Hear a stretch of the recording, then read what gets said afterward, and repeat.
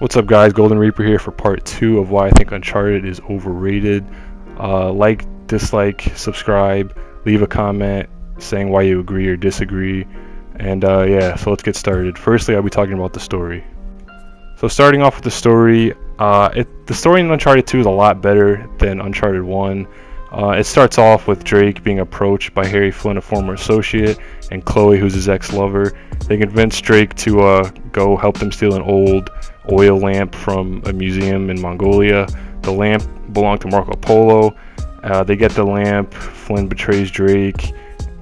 Drake goes to jail. Then months later, he's freed by Chloe and Sully, who tell Drake that Flynn is working with a man named Zoran to find the Tommy Stone or something. And yeah, so then Drake, Chloe, and Sully go off to try to get to Shambhala and find the stone after Drake discovers that the stone is still in Shambhala and that it never actually left like they believed it did. But yeah, in cliche Uncharted fashion, Drake fights through waves and waves of enemies so that he can save the girl when Chloe is taken but not taken on a train. If I recall, she didn't really want to be saved, but of course Drake had to go save her, disregarding the fact that he was also with Elena, who later encountered in the story. And personally, I like Elena a lot better than Chloe, but we'll talk about that later. But yeah, I'll skip through some stuff. Flynn blows himself up, Elena's injured. They discover the stones in the Tree of Life, and the sap from that tree can make people invincible. Zoran drinks it. Drake and Zoran fight. Drake wins, of course, and then Drake leaves Zoran to be killed by the Guardians after Zoran questions Drake's morality, pointing out the fact that Drake has killed hundreds upon hundreds of men, pretty much. So speaking on the characters quickly, I feel the same way about Sully and Elena as I did in the first video. In this game, Elena just establishes more that she's loyal and she'll stick by Drake's side, and I really like that about her.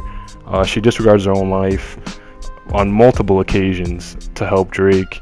Chloe, she's not really that great of a character. She's basically the typical double agent. And yeah, Drake in this game though, like, it really made me, before I didn't like him in the first game, I found him annoying, but in this game I realized like he's pretty much, he can be seen as a villain of this game, because at the end of the game, like I said before, Zoran points out that Drake killed hundreds upon hundreds of people on his way to get to Shambhala in the Tree of Life. But then at the end of the game, with Drake's destructive personality, he destroys the stone, which in turn destroys the secret city of Shambhala, which would have been a fucking huge discovery for mankind and would have changed the world, all because he didn't believe really that people should be allowed to have the sap from the from the Tree of Life. The graphics are pretty much the same as I said in the first part of the video. The textures in the second game are a lot better than the first one, but they're not that great. A solid 1080p, 60 FPS, minimal frame drops. And the gameplay, it was the same cover system pretty much, same guns. The shooting was a little better, but it was the same problem as in the first game. The enemies are pretty much bullet sponges, and that really got fucking annoying after a while, especially like on hard mode. I might go back and play the game on crushing, but it's gonna be pretty fucking difficult with all this bullet sponging these guys do. And I understand the guys with armor on, like they're gonna eat bullets, like that's just how it is. But when I shoot a guy's helmet off and then I shoot him in the head, and he's not one of those body armor guys, and then he doesn't drop, and I shoot him again in the head and he doesn't drop, that's just a flaw in the game. But yeah, like I said before, I played it on hard mode, one playthrough. I like the AI, found it pretty challenging the way they try to flank and shit. But yeah, those are my thoughts on the gameplay. It's pretty much the same as in the first video. If you didn't watch that, go back and check it out.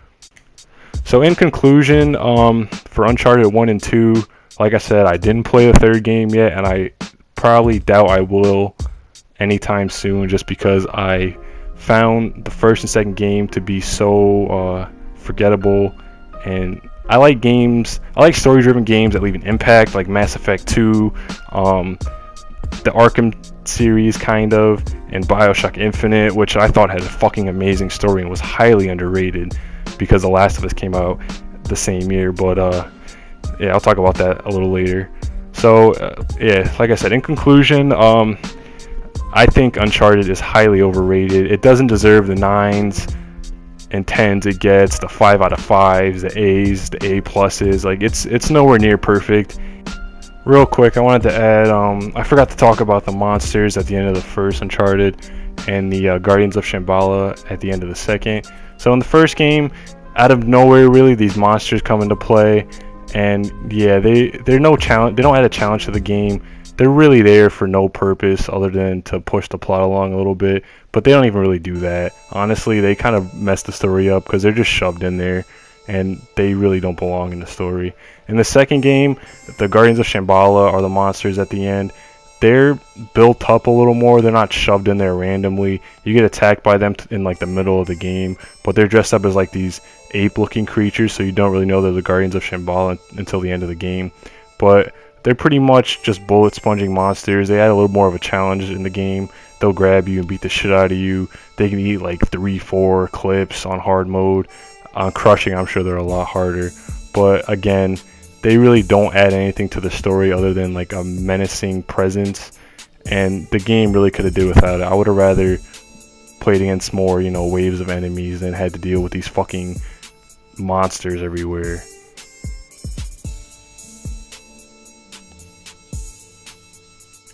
But yeah, those are my thoughts on Uncharted 1 and 2. That's why I think the game's overrated. Leave a comment on why you agree or disagree. Like, dislike, subscribe. I don't really give a shit.